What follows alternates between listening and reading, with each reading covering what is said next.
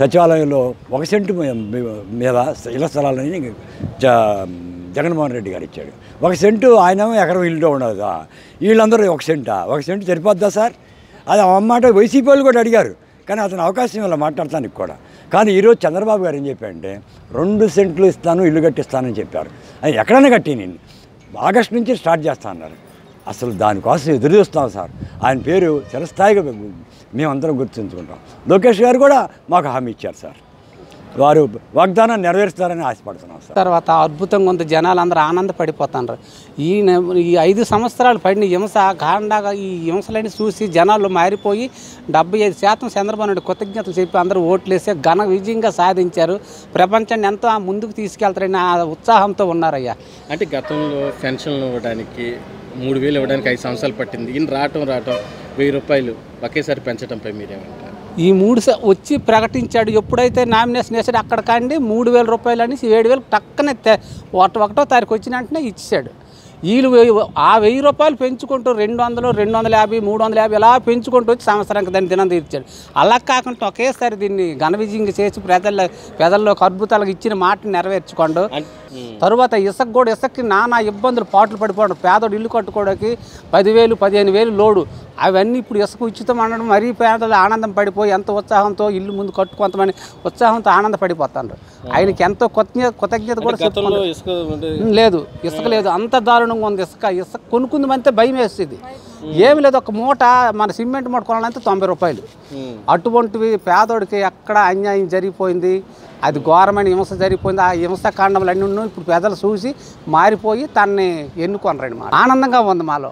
ప్రతి ఒక్క పేదోడు, పెద్దోడు, చిన్నోడు, మధ్యతరగతి కుటుంబాలు అన్నీ కూడా ఆనందపడతాయి.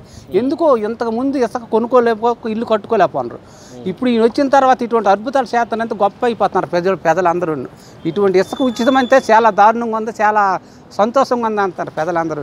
చాలా హ్యాపీగా సంతోషంగా ఫీల్ అవుతున్నారు. ఆ చుట్టుపక్కల ప్రజలందరూ 5 సంవత్సరాలుగా చాలా ఇబ్బంది పడ్డారు. ఒక 1/2 కిలోమీటర్ కోసం 5-6 కిలోమీటర్లు తిరిగి వచ్చిన ప్రజలు ఇవాళ రోజున చాలా సంతోషంగా ఫీల్ అవుతున్నారండి. అది చాలా మంచి పని. అట్లా చేయటం అనేది చాలా మంచి పని. ఆ రోజున డబ్బు 2 లక్షలు కడతానంటే కాదు, కుదరదు, దొంగ అన్నారు. ఈ రోజున లక్షల కోట్ల ఫర్నిచరు. దీన్ని మరి వీళ్ళనేమనాలి? వీళ్ళు దొంగలేగా, గది దొంగలు అనాలి వీళ్ళని. 2 లక్షలు దానికోసం ఆయన ఇట్లా ఉందని చెప్పి లెటర్ రాసినందుకు దొంగని ముద్రించి ఆయన సాగు కారణమయ్యారు వీళ్ళు. ఈ రోజున లక్షల కోట్లు వీళ్ళు మొత్తం ఇంకా సీలు దీలా, ఇంకా 30 ఏళ్ళ అధికారంలో మేము ఉంటాం కదని దౌర్జన్యంగా తీసుకెళ్ళి మొత్తం అన్ని ఫర్నిచర్ అంతా తీసుకెళ్ళి అక్కడ పెట్టుకున్నారు. ఎక్కడ చూసినా వీళ్ళు చేసిన అన్యాయాలు, అక్రమాలు, దౌర్జన్యాలు మొత్తం బయటికి తీస్తున్నాం.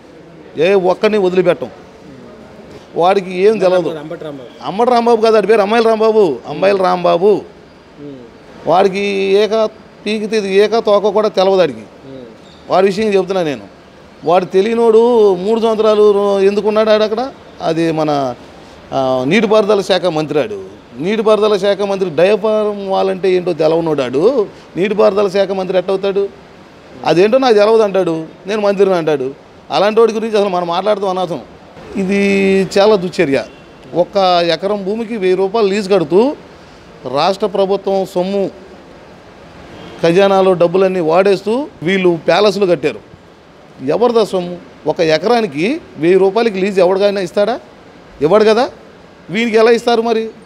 అట్లా ఎన్ని ఎకరాలు కబ్జా చేశాడు? ఎంత డబ్బు దుర్వినియోగం చేశాడు? ప్రజల డబ్బు, ప్రజల సొమ్ము, ప్రజల ఆస్తుల్ని సొంత ఆస్తుల్లాగా సొంతానికి వాడుకున్నారు వీళ్ళు. దమ్ము ధైర్యం ఉంటే ఎవరినైనా రమ్మనండి మంగళగిరి టీడీపీ పార్టీ ఆఫీస్ కాడికి.